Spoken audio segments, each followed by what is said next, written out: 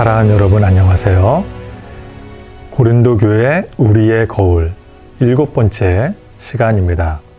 고린도 교회 우리의 거울 강의를 들으면 들을수록 교회를 사랑하는 바울의 마음을 이해하고 우리들도 바울처럼 교회를 더욱더 사랑하며 헌신하며 순종하며 기도하는 우리 모두가 되기를 간절히 소망합니다. 우리들도 바울처럼 교회를 사랑하는 하나님의 사람 될 수 있기를 예수님의 이름으로 축원드립니다. 오늘 강의 제목은 바울의 권리 포기 그리고 하나님의 영광입니다. 바울의 권리 포기 그리고 하나님의 영광입니다. 하나님 나라 사명을 위해 자기가 마땅히 누릴 수 있는 특권과 권리를 포기할 때 하나님께서 더 많은 상급으로 보상해 준다는 이 바울의 이야기를 우리가 함께 공부해 보도록 하겠습니다.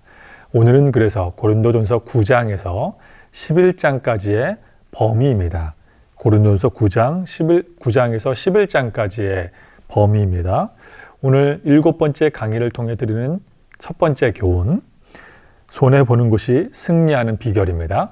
손해보는 것이 승리하는 비결입니다. 바울은 고린도 교회에 대해서 복음 전하는 자의 권리를 말하며 나는 이런 특권이 있다라고 말하고 있습니다.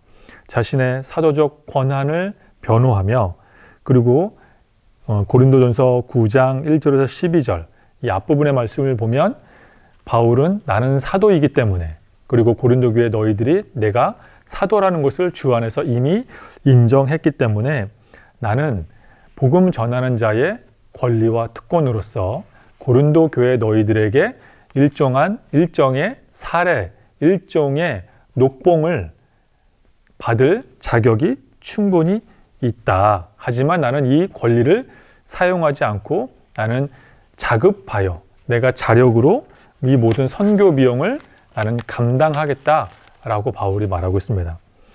우리 한번 말씀을 통해 살펴보겠습니다. 고린도전서 9장 2절 말씀입니다. 다른 사람들에게는 내가 사도가 아닐지라도 너희에게는 사도이니. 즉 바울은 고린도 교회 사람들이 바울을 사도로 인정했음을 고린도전서 9장에서 서두에서 말하고 있습니다. 그러면서 바울은 13절에서 성전의 일을 하는 이들은 성전에서 나는 이 음식, 성전 제단의 제물로 사용된 그 음식들을 이제 제단을 섬기는 이들이 그것을 나눌 수 있는 특권이 있다는 것을 고린도 교회 사람들이 알고 있다라고 말하고 있습니다. 즉, 이 말은 즉슨 레위기에 보면 유대교의 제사 방법에 따라서 제사가 다 마치고 남은 음식물들은 제사장의 소유가 될 수 있다라고 하는 레위기의 전통 예배법을 바울이 말하며 또 동시에 유대교의 제사 방법뿐만 아니라 그 당시에 헬라 로마의 이방인 제사에서도 제물에서 사용되고 남은 음식의 일정 부분은 이방인 제사장들도 본인의 소유로 주장할 수 있었습니다. 그뿐만이 아닙니다. 유대교와 헬라 로마 이방신의 제의뿐만 아니라 기타 다른 제3세교의 타종교에서도 제물로 사용된 음식물은 그 제물을 집례한 제사장이 자신의 소유로 습득하여 가져갈 수 있었습니다. 그것은 대부분의 제2 제사 방법의 전통이었습니다. 이런 종교적인 종합적 공통 사항을 바울이 고린도 교회 사람들에게 제시하며 나 바울도 제사장으로서 사도로서 고린도 교회 너희들에게 합당한 녹봉과 사례를 요구하는 것은 전혀 잘못이 아니다라고 말합니다. 그럼에도 불구하고 바울은 18절에 이렇게 말합니다. 내게 상이 무엇이냐 내가 복음을 전할 때에 값없이 전했다. 자비량 선교를 했다라고 말합니다.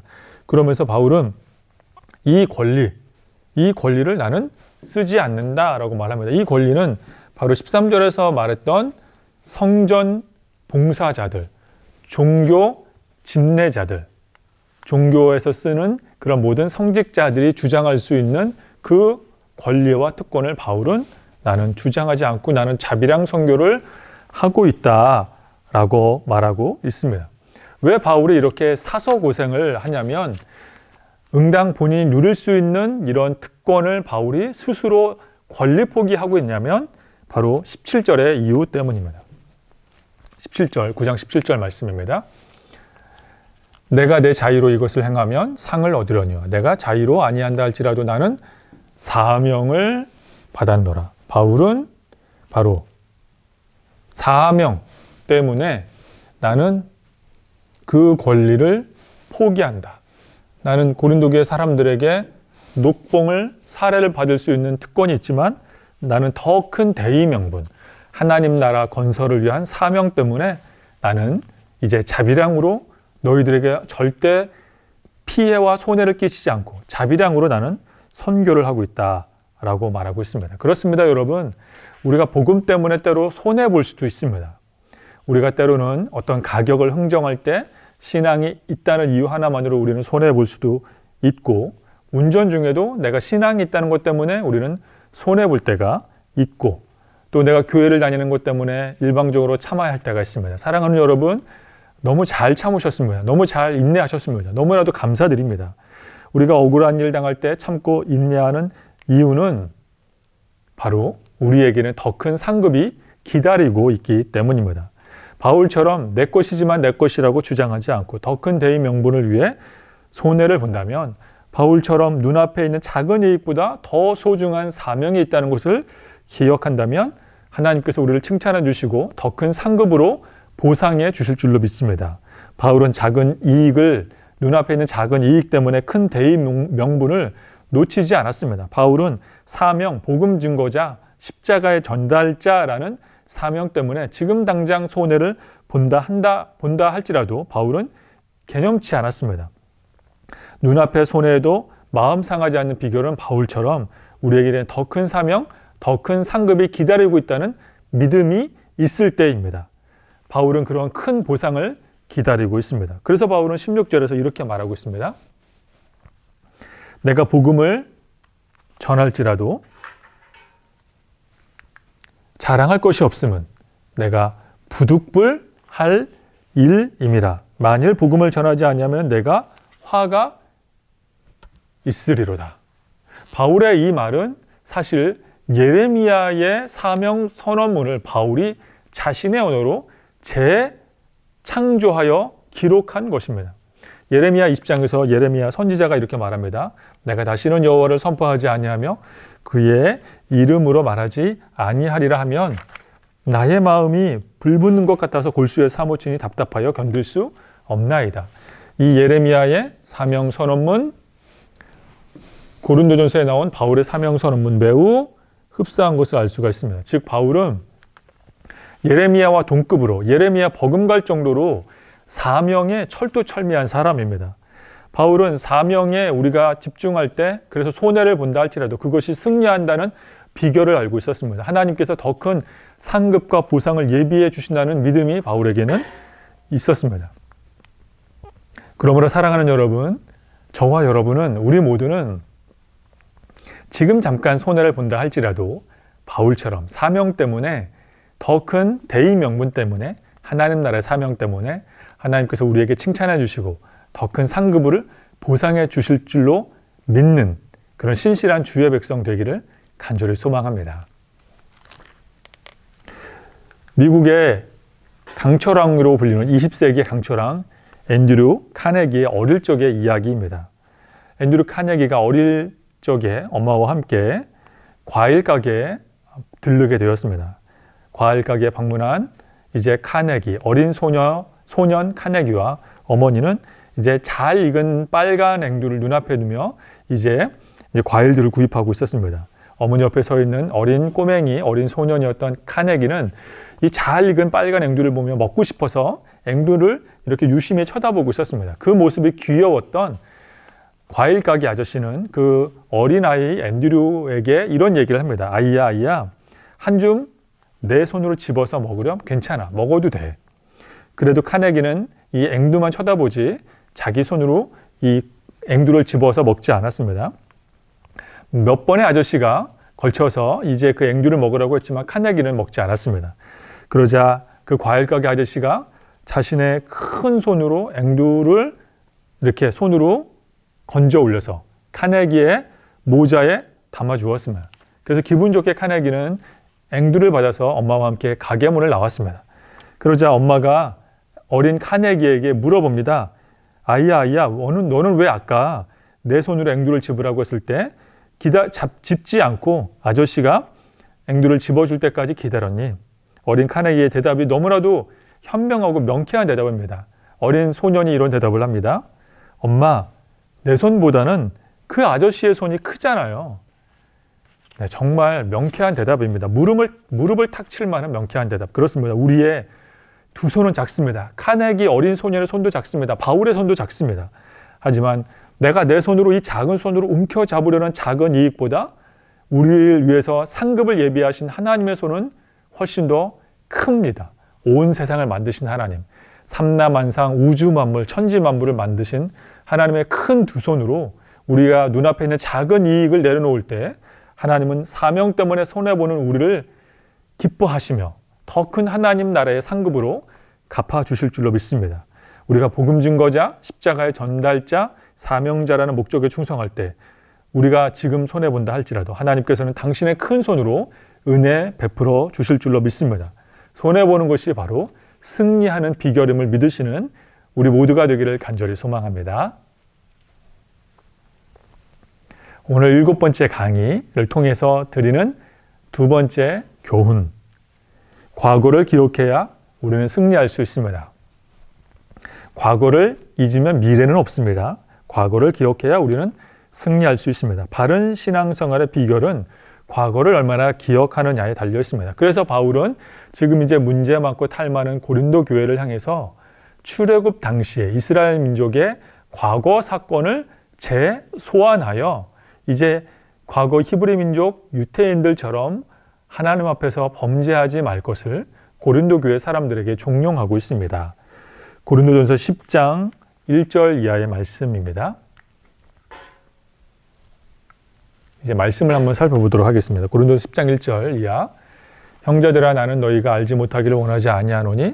그러니까 꼭 반드시 알아야 하는데 어떤 일이냐면 우리 조상들, 유대인들이, 히브리인들이 다 구름 아래에 있고 바다 가운데 지났다. 이 출애굽 사건을 이 역사적인 영광의 탈출 출애굽 사건을 바울이 고린도 교회 사람들에게 소개하고 있습니다. 그래서 2절에 모세에게 속하여 다 구름과 바다에서 세례를 받았다. 광야에서 훈련받으며 이 홍해 바다를 통과한 홍해 도하 사건이 일종의 하나님 나라의 백성이 되는 세례 사건이었다라고 바울이 재해석하고 있습니다. 그러면서 이제 다 같이 신령한 음식 만나와 메추라기, 또 신령한 음료, 반석에서 물이 나오는 사건, 이것을 다 경험했다. 그게 바로 우리 유대인들의 영광의 탈출, 출애굽 사건이다 라고 바울이 말하고 있습니다. 그리고 바로 이 출애굽 사건과 똑같은 이 일을 바로 고린도 교회 사람들이 경험했다.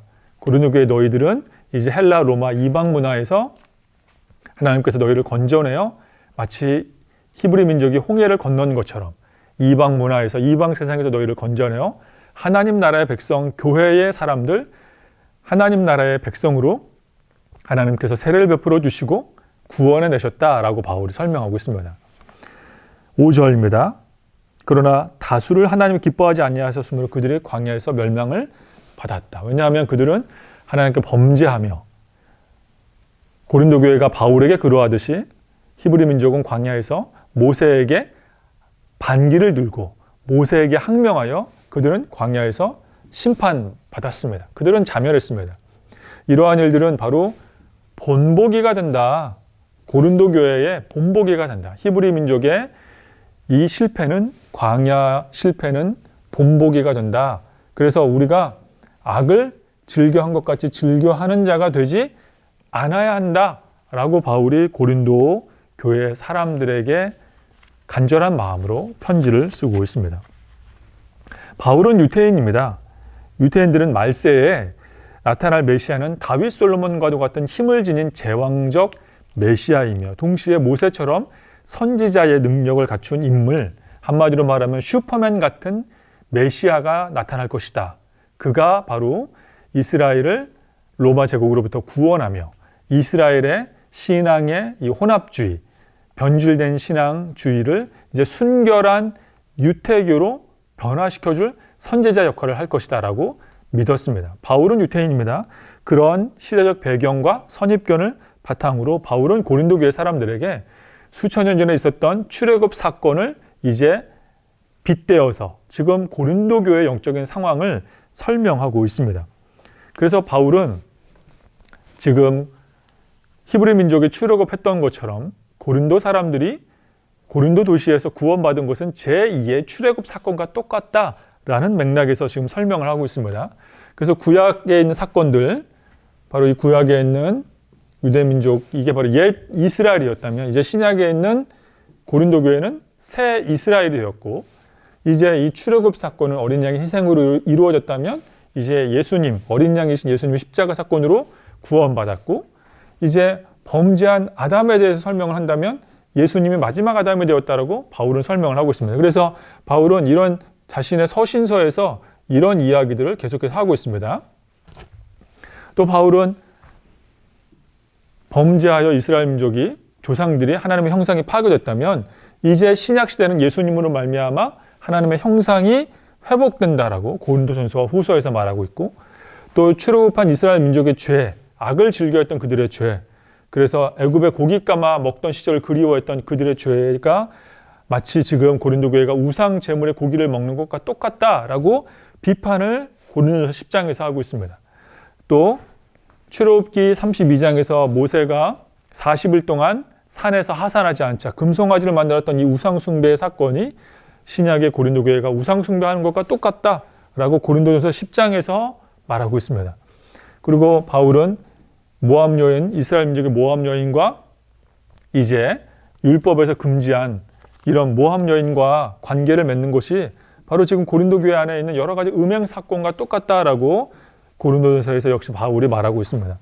또 그래서 주를 시험했던 사건들이 이 우상 숭배 자리에 참여하는 것, 주를 시험하는 것과 똑같다라고 고린도전서에서 말하고 있으며, 모세와 하나님을 원망한, 리더십을 원망한 히브리 민족의 사태가 바로 바울의 리더십의 학명, 반기를 들고 있는 고린도 교회와 다를 바가 없다라고 역시 고린도전서에서 바울은 말하고 있습니다. 그래서 바울은 지금 고린도 교회의 장단점들, 고린도 교회가 구원받은 것도, 지금 고린도 교회가 여러 가지 문제와 탈이 많은 것도 히브리 민족과 똑같은 현상이다라고 지금 여러 서신서와 고린도전서, 특별히 고린도전서에서 집중적으로 다루고 있습니다. 고린도 교회의 죄악을 구약의 출애굽 사건과 비교하며 조목조목 열거한 다음 바울은 결론적으로 이런 말씀으로 결론을 맺고 있습니다.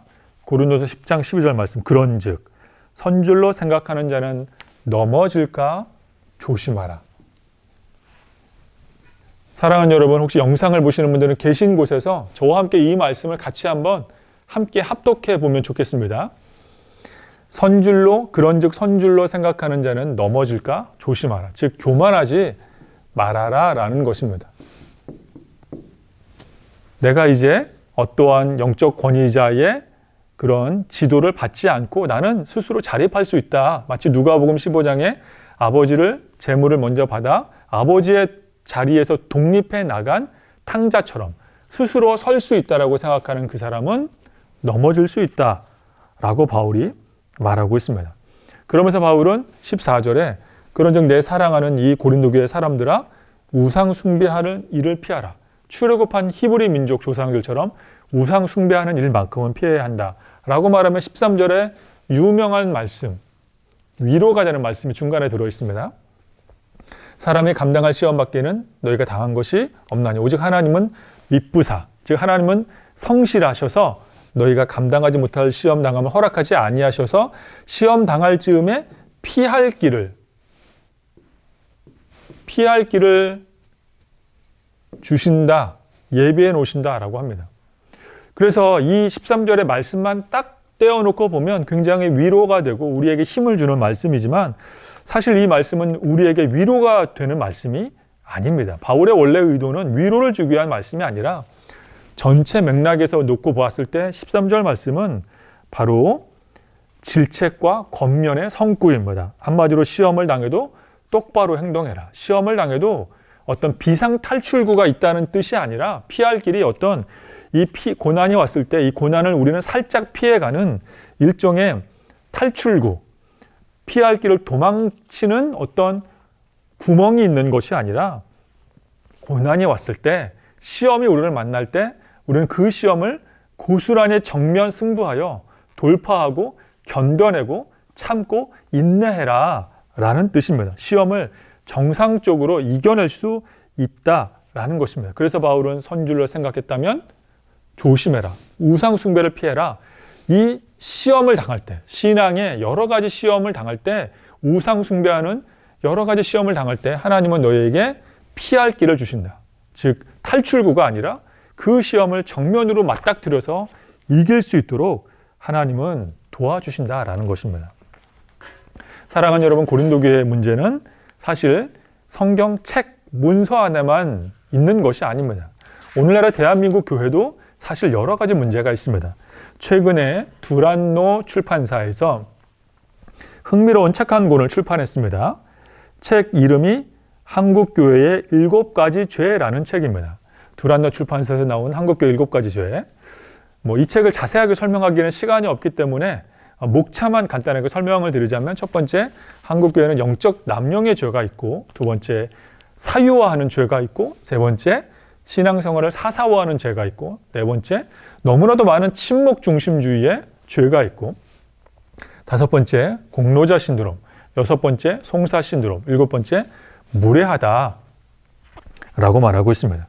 저는 사실 교회의 잘못에 대해서 조목조목 지적하는 것을 그렇게 달가워하지 않습니다.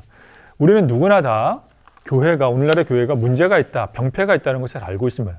그런데 굳이 그 문제를 들추어내어서 사람들 앞에서 설교한다거나 그 문제를 사람들 앞에서 공론화하는 것을 좋아하지 않습니다. 그러나 우리가 기왕지사 고린도 교회의 문제를 살펴보고 있으니 그 연장선상에서 이런 책 한 권 정도는 한 번쯤은 우리가 읽어보고 살펴보는 것도 나쁘지 않겠다 싶어서 간단하게 이 책의 내용을 설명을 드리자면, 교회는 이 영적인 우위에 있다라고 하는, 그래서 때로는 선줄로 생각하고 있다라고 하는 그런 잘못을 지적하고 있습니다.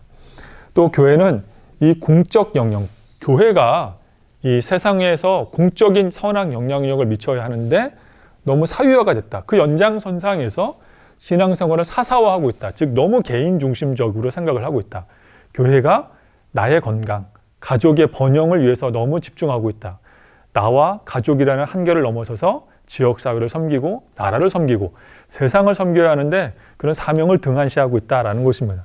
또 교회가 너무 지나치게 친목 중심이고, 또 교회에서 공로를 세운 어떤 그런 중직자, 항존직들에 대해서 너무 의지하고 있고, 또 교회 안의 문제를 너무 세상 법정으로 나가 고린도 교회처럼 세상 법정에서 해결하려고 하고 있고, 또 교회는 너무 무례해 보인다. 타종교들이 봤을 때 교회는 너무 무례해 보인다 라고 말하고 있습니다. 물론 이런 책의 내용들에 대해서 조목조목 반박하며 잘못됐다라고 우리가 말을 할 수도 있을 것입니다. 그러나 고린도 교회의 현상이 나도 우리 대한민국에 있는 교회들이 다 예외일 수는 없다라는 겸비하고 겸손한 생각이 우리 가운데 필요한 줄로 압니다. 범사에 우리도 선줄로 생각하면 교만하여 넘어질 수 있기 때문입니다. 동시에 바울은 고린도 교회를 질책만 하지는 않습니다. 저 역시도 교회의 문제를 들춰내서 말하는 것을 좋아하지 않는 이유는, 교회가 잘한다, 우리는 희망이 있다, 소망이 있다, 하나님이 우리 교회를 붙들어 주신다라는 이야기를 반복해서 우리가 듣고 말하고 선포해야 교회가 더욱더 건강해지기 때문입니다. 그와 마찬가지로 동일선상에서 바울은 고린도 교회의 문제만을 다루지 않습니다. 바울은 고린도 교회를 격려하며 세워주며 적절하게 칭찬하며 고린도 교회를 건강한 교회가 될 수 있도록 이제 말하고 있습니다. 그래서 구약의 말씀을 인용해서 말합니다. 고린도서 10장 말씀, 우리가 읽어드렸던 것처럼 이제 모세에게 했던 것처럼 구름과 바다에서 세례를 받았다. 바로 고린도 교회가, 구약의 히브리 민족처럼 신약의 고린도 교회가 이런 일을 겪었다. 그리고 우리가 구름 아래 바다 가운데 지났다. 고린도 교회가 이런 하나님의 은혜와 축복을 받았다. 우리가 다 같이 신령한 음식, 신령한 음료를 마셨다. 고린도 교회가 바로 이런 제2의 출애굽한 하나님의 백성이다라고 칭찬하고 있습니다. 그래서 바울은 고린도 교회에게 세례를 받고 그리스도를 통해서 세례를 받고 그리스도라는 반석 위에 서 있고 그리스도라는 반석을 통해서 신령한 음료를 마셨고 신령한 음식을 먹고 이제 우리가 세례를 받은 것과 똑같으니 이제 우리는 몸으로 하나님께 영광을 올려드려야 한다라고 바울이 고린도 교회를 칭찬, 격려하며 세워주고 있습니다. 그러니 우상의 음식 문제 때문에 연약해진 사람들이 시험에 빠지지 않도록 우리는 유념해야 한다. 먹는 것이 물론 죄는 아니지만 그러나 모든 것이 가능하지만 우리는 하나님의 영광을 위해 살아야 한다라고 바울이 말하고 있습니다. 바울이 모든 것이 가하나 무엇이든지 하나님의 영광을 위해 하라 라고 말하고 있습니다. 사실 이것이 오늘 강의의 결론이라고 말씀드릴 수 있습니다. 고린도전서 9장에서 11장의 결론입니다. 바울이 당연히 자신의 녹봉을 받을 수 있는 권리를 포기한 이유도 바로 하나님의 영광을 위해서입니다. 왜냐하면 하나님의 영광이 바로 자신의 눈앞에 있는 이익을 취하는 것보다 훨씬 더 소중한 것이기 때문입니다. 그래서 바울은 고린도 교회가 자기 자신을, 바울 자신을 본받기를 원하고 있습니다. 바울은 구약의 히브리 민족의 실수를 반복해서 고린도 교회 사람들이 따라오거나 모방하기를 원치 않습니다. 그래서 과거를 기억하라고 말하고 있습니다. 과거를 기억해야 현재를 제대로 살 수 있기 때문입니다. 유대인들은 전 세계 어느 인류도 누리지 못한 호사를 누렸습니다. 하나님과 언약을 맺은 첫 번째 인류, 첫 번째 민족이 되었습니다. 십계명과 율법을 받았습니다. 선지자들 선물처럼 받았습니다. 많은 신앙의 위대한 거인들, 아브라함, 모세, 다윗, 여러 선지자들과도 같은 훌륭한 신앙의 조상들이, 선조들이 있습니다. 하지만 그들은 하나님을 오해했고 우상 숭배했고 교만하여 심판받아 자멸하였습니다. 고린도 교회도 똑같은 실수를 하지 않도록 바울은 최선을 다하고 있습니다. 구약을 이용해 고린도 교회의 영적 상태를 설명하며 너희는 구원받았다. 너희는 특별하다. 하나님이 너희에게 특별한 권리를 하사해 주셨다. 너희의 죄를 멀리하고 이제 하나님의 영광을 위해 살아야 한다.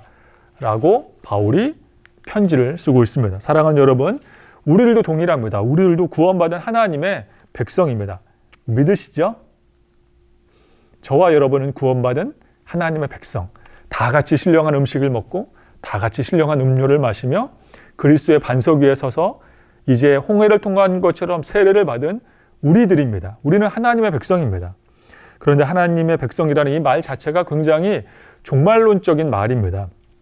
왜냐하면 하나님의 백성은 원래 히브리인들이, 이스라엘 사람들이 자신들이 하나님의 백성이라고 믿었기 때문입니다. 히브리인들은, 이스라엘 사람들은 종말의 시대에 구원받는 하나님의 백성은 자기들밖에 없다고 믿었습니다. 그러나 예수님이 이 땅에 오심으로 말미암아 교회를 다니는 교회의 사람들, 크리스천들이 이제 하나님의 백성은 이스라엘 민족이 아니라 이스라엘 민족을 포함해 교회를 다니고 하나님을 하나님으로 섬기는 사람들이 하나님의 백성, 종말의 사람들, 종말의 시대에 주의 백성들이 됐다라고 하는 개념이 바뀌게 되었습니다. 하나님의 백성이라는 말 자체가 바로 종말론적 용어입니다.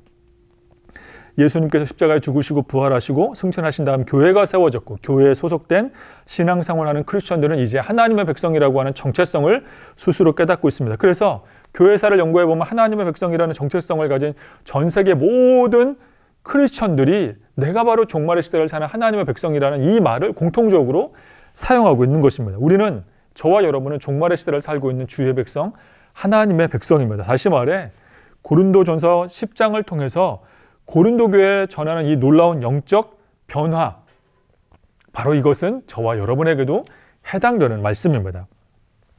모세에게 속하여 다 구름과 바다에서 세례를 받고 다 같은 신령한 음식을 먹으며 다 같은 신령한 음료를 마셨으며 이는 그들을 따르는 신령한 반석으로 또 마셨으며 그 반석은 곧 그리스도라. 또 11장에 보면 바울은 고린도 교회 사람들이 성만찬에 참여하고 있다라고 말하고 있습니다. 내가 너에게 전한 것을 주께 받은 것이니 곧 주께서 잡히시던 밤에 떡을 가지사 축사하시고 떼어 그들에게 이르시되 이것은 너희를 위하는 내 몸이니 이것을 행하여 나를 기념하라 하시고 식후에 또한 그와 같이 잔을 가지시고 이르시되 이 잔은 내 피로 세운 새 언약이니 이것을 행하여 마실 때마다 나를 기념하라.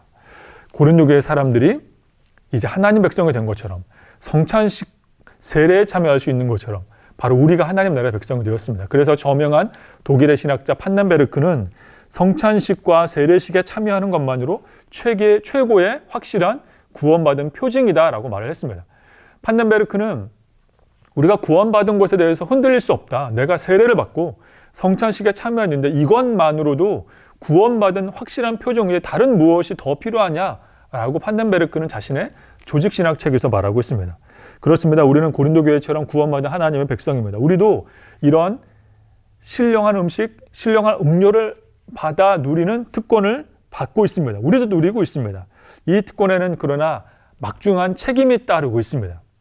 우리에겐 자유가 있습니다. 그러나 내 마음대로 사는 자유는, 그런 저급한 자유는 성경에서 말하는 자유가 아닙니다. 고린도전서에서는 자유라는 단어가 참 많이 나오는데 이 자유는 하나님의 영광을 위해 사는 자유, 사명을 위해 살아가야 하는 자유를 뜻하는 것입니다. 내 마음대로 마구잡이로 살아야 한다는 그런 자유는 사실 세상 학문에서도 철학에서도 그런 자유를 인정하지 않습니다. 우리의 자유는 하나님의 영광을 위해 사는 자유, 하나님의 칭찬을 사모하는 자유, 이제 성만찬에 참여하며 세례받아 하나님의 영광을 사모하며 사역을 위해, 사명을 위해 살아가는 자유가 우리에게 있습니다. 그러므로 하나님의 큰 칭찬을 받는 저와 여러분 될 수 있기를 예수님의 이름으로 축원합니다. 오늘 7강을 통한 세 번째 교훈, 하나님의 영광을 위해 살아야 합니다. 하나님의 영광을 위해 살아야 합니다. 바울은 고린도전서 11장에 이제 여러 가지 또 사항들과 문제들에 대해서 다루고 있습니다. 남자로서 머리에 무엇을 쓰고 기도하는 것, 또 여자로서 머리에 무엇을 쓰지 않고 기도할 때에 그 발생하는 사항과 문제들. 그래서 이런 문제들 때문에 가톨릭 같은 경우는 여전히 미사에 참석하는 여인들은 머리에 수건, 보자기 같은 것들을 이렇게 쓰고 예배를, 미사를 드립니다. 또 고린도전서 11장에는 남녀 관계 중에서 누가 먼저냐, 또 이런 이야기도 있습니다.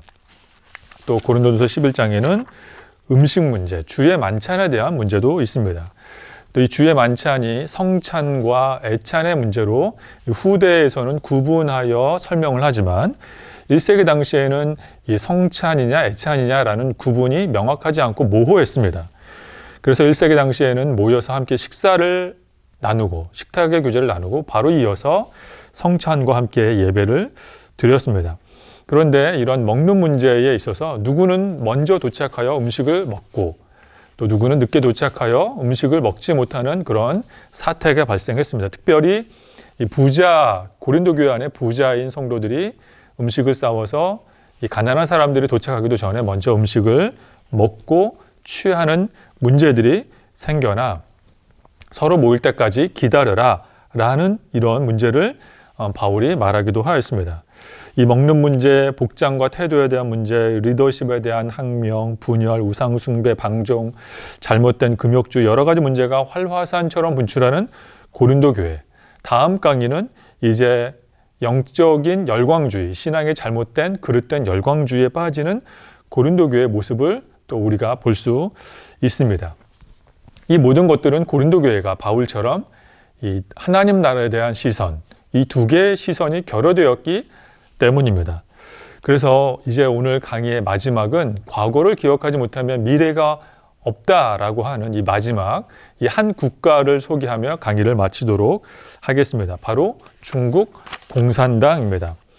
중국은 우리가 잘 아는 것처럼 세계 4대 문명 중에 하나인 황하 문명에서 탄생한 국가입니다. 우리나라는 반만 년의 역사, 5천 년의 역사가 있다고 우리가 알고 있습니다. 그렇게 교육을 받았습니다. 중국은 길게는 2만 년, 짧게는 1만 년, 짧게는 1000년, 이렇게 말하기도 합니다.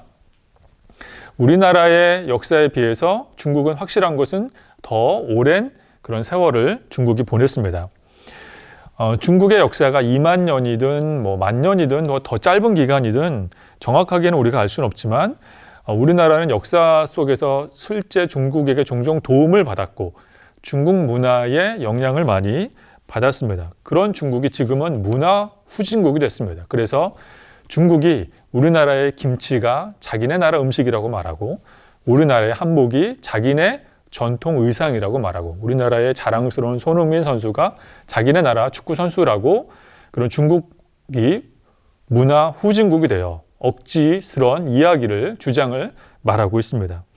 왜 이렇게 중국이 문화에서 뒤처진 후진국이 되었냐면 바로 1970년대 문화 대혁명 때문입니다.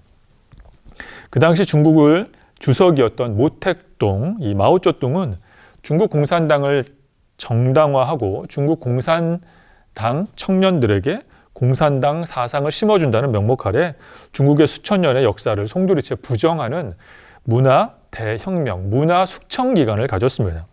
대표적인 사건이 이제 여러 문화재와 문화 자료들을 불태우거나 고분을 훼손하거나 또 문화 그 조상들을 부정하는 사건들이 있습니다. 대표적인 사건이 공자의 책을 불태우고 공자의 무덤을 훼손하고 공자는 공산당이 아니기 때문에 중국인이 아니라고 부정하는 일이 생기게 되었습니다. 오랜 세월 동안 쌓아두었던 무궁무진한 중국의 문화 산물이 파괴된 것입니다. 그래서 중국은 지금에 와서 문화 후진국이 되어 우리나라의 찬란한 문화를 자기네 것인 양 보도하며 호도하며 우리나라의 김치와 한복, 우리나라의 자랑스러운 문화들이 자신들의 것인 양 잘못된 주장을 펼치고 있습니다. 반면에 우리나라는 과거로부터 김구 선생님도 일제강점기 시절부터 우리나라가 언젠가는 독립하여 문화 강국으로 우뚝 서야 한다라고 말하곤 하였습니다. 한경직 목사님께서도 영락교회 설교 강단에서 우리나라가 지금은 한국 전쟁의 폐해 속에서 사방을 둘러보아도 이런 잔해뿐이지만 그러나 우리나라가 언젠가는 문화 강국으로 서게 될 날이 올 것이다 라고 그런 예언자적인 설교 말씀을 남기시곤 하였습니다. 김구 선생님, 한경직 목사님뿐만 아니라 우리나라는 수백만 대의 자동차를 외국에 수출해서 내다 팔아도 미국의 헐리우드 영화 한 편이 낸 수익보다 못하다는 것을 기업가들이 알게 되었습니다. 그래서 우리나라는 발맞추어 재빠르게 이 문화산업, 영화산업 등의 과감한 투자를 벌여서 지금 우리나라의 한류 콘텐츠는 전 세계로 뻗어나가고 있습니다. 우리나라는 선진국 대열에 올라선 것뿐만 아니라 문화적으로도 전 세계에 많은 선한 영향력을 미치고 있습니다. 왜냐하면 중국은 과거를 무시했기 때문에 미래가 보이지 않지만 우리나라는 과거를 존중하며 미래를 내다보는 그런 문화 선진국이 되었기 때문입니다. 그렇습니다. 여러분, 바울이 지금 고린도 교회에게 말하고 있는 것은 성경에 나와 있는 믿음의 조상들의 잘못된 문화를 따라가지 말라라고 경고하고 있습니다. 과거를 통해 미래를 배울 수가 있습니다. 고린도 교회의 과거의 모습은 오늘날의 우리 조국 교회의 미래의 모습이 될 수 있습니다. 우리가 고린도 교회 우리의 거울 강의가 거듭될수록 이제 교회를 통해 성경에 나와 있는 고린도 교회의 부족한 모습을 통해 우리가 잘못을 배워 우리 조국 교회가 찬란한 부흥의 역사가 다시 한번 도래할 수 있도록 또 우리가 사랑하는 우리 안양제일교회, 우리의 몸된 교회, 주님의 몸된 우리 교회가 다시 한번 부흥의 날을 맞이할 수 있도록 우리가 꿈꾸며 기도하는 우리 모두가 될 수 있기를 예수님의 이름으로 축원드립니다.